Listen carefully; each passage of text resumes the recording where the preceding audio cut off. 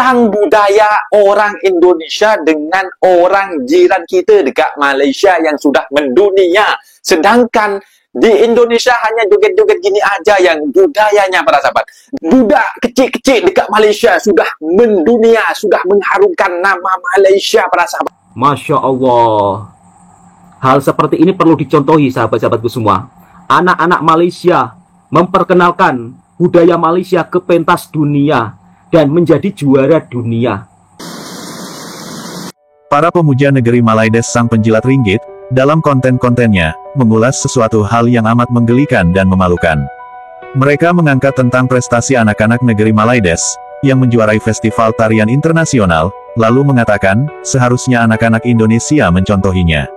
Itulah bentuk pemikiran terbalik para penjilat ringgit, yang telat dalam berpikir, dan mungkin juga telat mendapatkan info, atau mungkin juga mereka kehabisan ide untuk membuat sesuatu perbandingan, di saat sedang viral-viralnya tarian anak Indonesia yang menari pada acara lomba pacu jalur. Yang menjadi aura farming hingga diikuti oleh banyaknya warga dari berbagai negara. Lalu muncullah narasi yang dangkal informasi dari para penjilat ringgit, dengan menampilkan tarian dari Indonesia, yang sebenarnya adalah pertunjukan dalam suatu parade. Namun mereka bandingkan dengan tarian pada suatu acara perlombaan. Sehingga terkesan menafikan bahwa negaranya sendiri, seakan-akan belum pernah meraih prestasi pada suatu ajang tarian pada level internasional. Budak kecil-kecil dekat Malaysia sudah mendunia, sudah mengharumkan nama Malaysia, para sahabat. Tentang budaya orang Indonesia dengan orang jiran kita dekat Malaysia yang sudah mendunia. Sedangkan di Indonesia hanya joget-joget gini aja yang budayanya, para sahabat. Dan para sahabat penasaran kan, seperti apa budaya yang sudah diharamkan karena meresahkan, para sahabat. Karena yang tahu Mas Farhan, yang Mas Farhan tahu dekat Indonesia, semisal Agustusan hari kemerdekaan macam itu. Dekat Indonesia kan Agustusan hari kemerdekaan mesti setiap daerah itu mengadakan lomba untuk mengenang hari-hari yang hari-hari perjuangan pahlawan bangsa dulu yang berjuang untuk kemerdekaan, para sahabat. Ini yang ada dekat Indonesia sekarang, para sahabat. Ini yang dibangga-banggakan. Tengoklah ini. Yang dibangga-banggakan. Akhirnya sekarang sudah keluar fatwa diharamkan budaya kayak gini, para sahabat. Tapi kalau ditengok-tengok kayak gini, budaya dari mana? Ini bukan apa ya, memberi kesenangan cuci mata kepada masyarakat saja, para sahabat. Ini bukan budaya kayak gini. Berpenampilan menarik dan seksi-seksi kayak gini, lalu pamer-pamer di depan-depan. Ini di jalan. James, sep tok. Ini Malaysia ini. Ini baru budaya. Kongres. Itulah bentuk kebodohan yang amat memalukan dari Atok Farhan sang penjilat ringgit. Karena tarian yang ia narasikan sebagai sesuatu hal yang memalukan serta yang katanya telah dilarang, adalah tari tradisional yang berasal dari Magelang, Jawa Tengah, Indonesia. Yaitu tari gedruk, yang juga dikenal sebagai tari rampak buto, yang menampilkan gerakan kuat dan dinamis, terutama hentakan kaki yang menghasilkan bunyi kerincing. Tarian ini menggambarkan kemarahan raksasa Buto, dan seringkali diiringi musik gamelan dengan kendang yang menghentak. Yang ternyata, telah viral di negeri Sakura yaitu Jepang. Sehingga banyak warga Jepang yang mengikuti aksi irama hentakan kaki tari gedruk.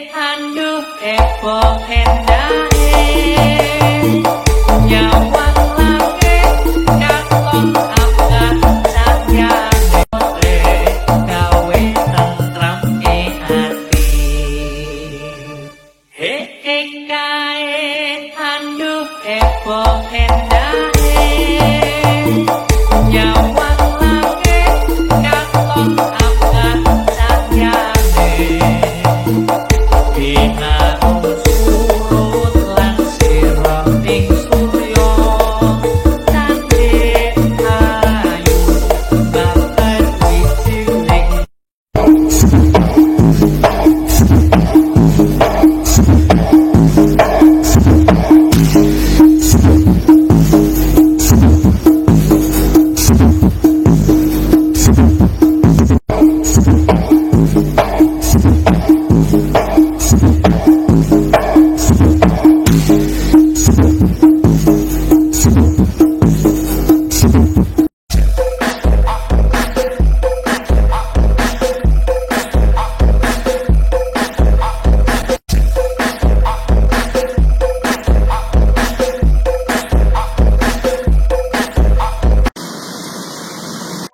Lalu penampilan seorang warga Indonesia yang memakai pakaian tari, yang katanya cara berpakaian yang sangat memalukan dan menari-nari di tempat umum, sang penjilat ringgit pun menarasikan sangat buruk, dan membandingkannya dengan yang ada di negeri Malaides. Namun nyatanya, penari dari negeri Malaides pun pernah melakukan hal yang sama, hal yang amat memalukan. Katanya tidak selayaknya majlis tari menari ala bogil menjadi hidangan kepada pimpinan politik Muslim, walaupun penganjurnya bukan Muslim. Sejak semalam tular video di media sosial memaparkan penyanyi Sheila Amzah membuang gula-gula di atas pentas ketika menjayakan persembahan sempena Hari Merdeka menerusi RTM. Tindakan Sheila itu menimbulkan rasa kurang senang netizen, apatah lagi ia bukan kali pertama penyanyi itu berbuat demikian. Sebelum ini, Sheila pernah melakukan perkara sama ketika separuh akhir muzik 36 tahun lalu. Susulan itu, ada yang mendakwa penyanyi itu tiada kesedaran sifik serta mengatakan gula-gula itu sepatutnya dibuang dulu sebelum naik ke pentas. Sedar akan kesilapannya itu, menerusi satu perkongsian di Instagram, Sheila memohon maaf serta menjelaskan dirinya kurang sihat ketika melakukan persembahan secara langsung itu. Minta maaf sebab lupa buang gula-gula sekali lagi. Itulah tarian tradisional yang berasal dari Magelang, Jawa Tengah, Indonesia. Yang viral di negara Jepang, hingga warga Jepang ikut mengekspresikan aksi hentakan kaki tari gedruk. Serta bukti suatu penampilan atau cara berpakaian hal yang memalukan, yang juga dilakukan oleh penari negeri Malaides. Bahkan perbuatan yang memalukan pun dilakukan oleh seorang penyanyi wanita negeri Malaides, yang membuang permen sembarangan di tengah aksi pentasnya. Lalu narasi konyol pun juga dilakukan oleh Atok Toha sang penjilat ringgit, perihal prestasi anak-anak negeri Malaides, yang mengikuti lomba pentas tari di luar negeri. Kemudian membandingkan dengan anak-anak Indonesia, dengan narasi yang merendahkan. Cara negara tetangga kita mempopulerkan budayanya ke pentas dunia. Mungkin ini perlu dicontohi juga sahabat-sahabatku semua. Kelas asas tari minggu. Dan ternyata, kita bisa melihat sendiri sahabat-sahabatku semua, sedari kecil, anak-anak di Malaysia sudah diperkenalkan dengan budayanya. Sehingga mereka tahu bagaimana cara menghargai budaya yang ada di negaranya. Masya Allah. Hal seperti ini perlu dicontohi sahabat-sahabatku semua. Anak-anak Malaysia memperkenalkan budaya Malaysia ke pentas dunia dan menjadi juara dunia. Lihat lincahnya mereka menari tarian tradisionalnya dan dipopulerkan di pentas dunia. Berbagai dari negara lain menyaksikan ini semua sahabat-sahabatku semua. Lalu bagaimana anak-anak Indonesia? Seperti itulah narasi konyol yang amat menggelikan dari Atok Toha sang penjilat ringgit, yang sampai mengatakan kalau anak-anak Indonesia harus mencontohi anak-anak negeri Malaides dalam mengembangkan kebudayaan seni tari sejak kecil. Maka dari itu, mereka memang pantas disebut sebagai pemuja dan penjilat negeri Malaides. Karena mereka lebih membanggakan negara yang dipujanya, lalu merendahkan negara tanah kelahirannya. Padahal negara kelahirannya, sejak lama telah membuahkan prestasi di kancah internasional dalam budaya seni tari. Bahkan sejak lama telah mendirikan pendidikan sanggar seni tari untuk anak-anak semenjak usia dini. Mau itu tarian-tarian daerah dari Sumatera, Jawa, Bali, Sunda, serta tarian daerah dari wilayah Indonesia lainnya. Dan sebenarnya, negeri Malaides lah yang selalu mengikuti jejak Indonesia, dalam mengembangkan dan membudayakan budaya seni tari.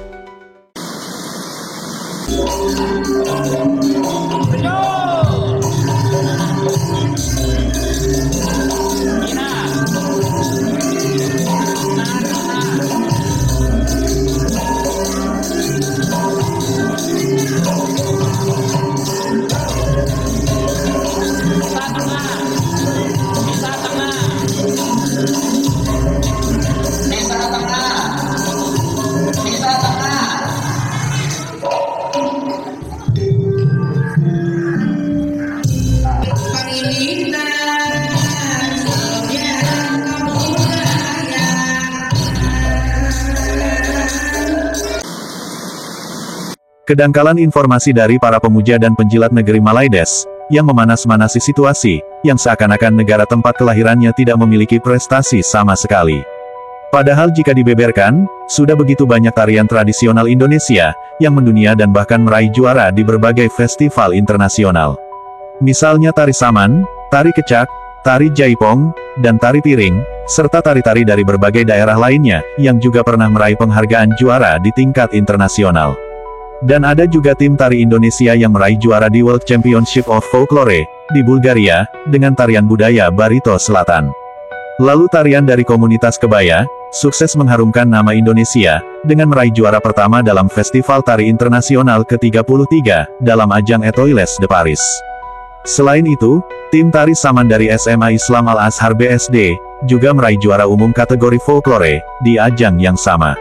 Serta ada juga tim mahasiswa Universitas Indonesia yang tergabung dalam kelompok tari Kencana Pradipa, yang meraih juara umum, dalam ajang kompetisi internasional folklore Etoiles de Paris.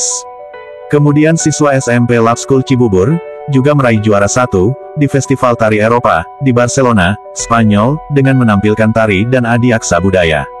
Lalu grup tarian dari Kimi Kultura Indonesia, yang meraih Grand Champion, untuk grup dan juara pertama untuk kategori solo, di Spin International Folklore Festival.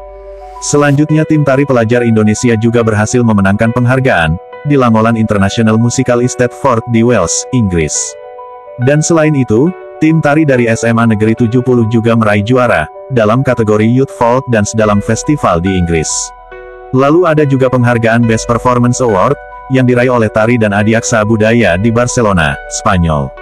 Lalu ada juga penghargaan tim tari dari Indonesia Society, dalam World Unite Festival 2014, di Leeds University Union Leeds, Inggris. Dan masih banyak lagi prestasi-prestasi lainnya, yang diraih oleh putra-putri Indonesia dari tahun ke tahunnya. Penting untuk dicatat, bahwa ada banyak festival dan kompetisi tari di seluruh dunia, di mana Indonesia turut berpartisipasi dan bahkan meraih prestasi.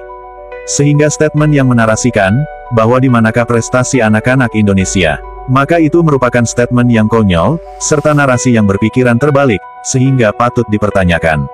Maka hal itu harus dan perlu diluruskan, bahwa dalam bidang seni tari, anak-anak Indonesia tidaklah miskin prestasi, bahkan prestasi anak-anak Indonesia malah jauh lebih banyak dari anak-anak negeri Malaides. Dangkalnya informasi ditambah kurangnya pergaulan, lalu mencari-cari bahan untuk merendahkan negara tanah kelahirannya, semua itu demi untuk menjadi pemuja dan penjilat negeri Malaides, serta untuk mendapat kesejahteraan bagi hidup mereka di negeri Malaides. Terkait dengan tarian yang ditunjukkan penjilat ringgit, yang mengatakan sudah melanggar norma dan etika, padahal kita pun bisa tahu, bahwa di negeri Malaides juga banyak yang menampilkan hal yang sama. Namun karena ia adalah seorang pemuja dan penjilat, sehingga mereka buta dan tuli dengan bukti informasi yang ada. Meskipun mereka mengetahuinya, mereka pastinya akan tetap berusaha menepiskan hal tersebut, dan mereka hanya berani menunjukkan sisi positifnya saja dari negeri Malaides. Padahal di zaman teknologi informasi, orang dari belahan negara manapun, bisa mengakses dan mengetahui perkembangan dari suatu negara lainnya, melalui kecanggihan teknologi informasi. Mereka adalah orang yang miskin informasi, yang kekurangan dalam berpikir atau memiliki pemikiran terbalik, yang susah menerima akses terhadap informasi yang relevan dan penting. Bukanlah dari keterbatasan sumber daya atau ketidakmampuan memaknai sesuatu hal, atau kurangnya keahlian dalam mencari dan memahami informasi, tetapi sebenarnya, orang-orang seperti ini adalah orang-orang yang memang tercipta sebagai seorang pemuja dan penjilat di negeri Malaides. Namun masyarakat Malaides tak sadar, malahan mereka merasa bangga dengan kelakuan para warga Indonesia yang menjadi pemuja dan penjilat negaranya. Segala sensasi dengan sikap sok paling tahu, atau tipe orang seperti ini, sebenarnya adalah tipe yang memang disukai dan yang dikonsumsi masyarakat negeri Malaides. Karena perilaku mereka adalah perilaku gejala dari gangguan kepribadian histrionic personality disorder, yang cocok dengan masyarakat negeri Malaides, yang juga mengalami hal yang sama, yaitu 1 dari 3 masyarakat negeri Malaides mengalami sakit mental.